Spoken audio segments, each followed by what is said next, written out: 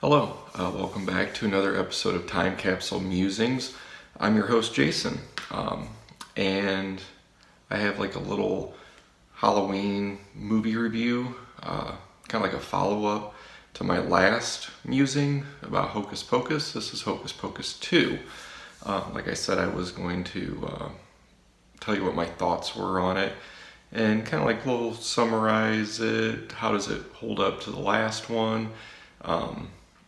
So anyways, the Sanderson sisters are back. Billy Butcherson's back. Binks is not, obviously. There's like a little cameo of a black cat. It's not Binks. So a new set of teenagers go to the Sandersons' home, and they see that they get like kind of like a tour place that has like gifts there, witchcraft type stuff, and the owner is enthralled with the Sanderson sisters. He had saw them when he was a kid in the graveyard, explode or whatever into like the almost fireworks, and he wanted to bring them back. So he makes his own version of the black flame candle. It's all like deformed and whatever else, and he gives it to these teenagers as a gift. They light the candle, of course, it turns black. The Sanderson sisters come back, and while the movie, what it does is they kind of give like a backstory of where the Sanderson sisters came from. The most powerful spell, like it gives like warnings, like the witch that gives them the book originally gives them warnings because basically, you have to sacrifice what you want the most. And life is the most powerful stuff. That's what you want. It's like whatever you want, you have to sacrifice what you cherish the most. That's what you lose. So, there's little nods to the previous movie, like when they hypnotized the town this time, there's people dressed like the mom and dad from the original one in the audience or in the crowd, the mob. They fly on crazy stuff again this time. They have a Swiffer and Roombas, for the other sisters. They get, of course, like the crazy stuff. The Roomba helps the Sanderson sisters later on, like by sucking up salt, the salt ring, so they can do their evil. But it's all like comes around, kind of like full circle of what happens. One of the teenagers ends up having powers, so that way, it's the book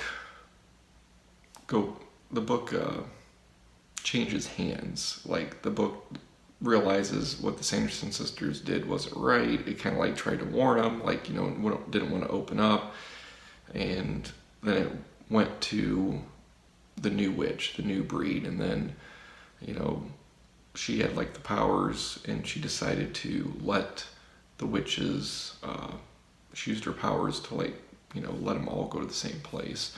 So she's with her sisters, and that way, all is well, and probably won't be another sequel. Everybody's kind of getting older. I'm getting older, they're getting older.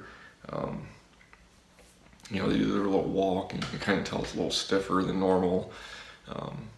But overall, it's pretty good. Does it hold up to the original?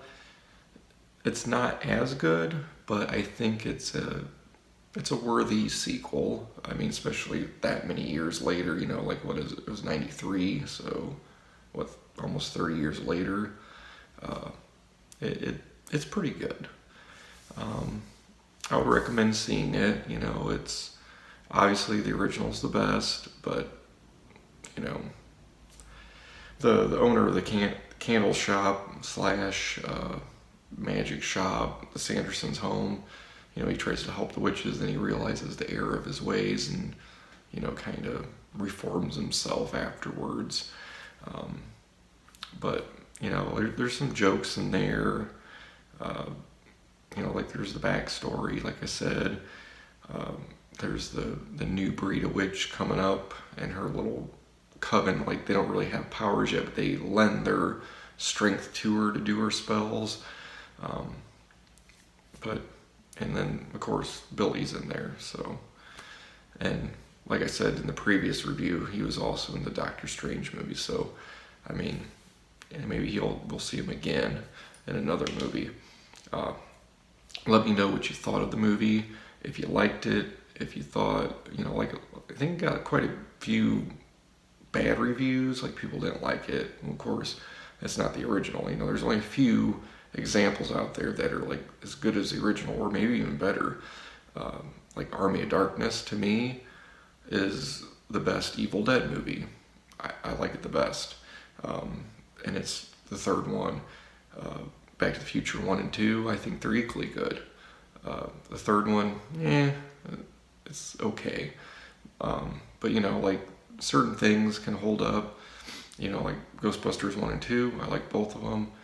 I won't even count the one that was like a throwback / remake.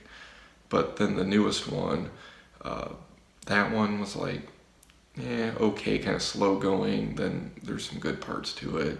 And, you have the nostalgia of showing the older Ghostbusters in that one. It was okay. But again, you can't always beat the original. Sometimes you can. Sometimes it can be just as good. Maybe it's, continues a story.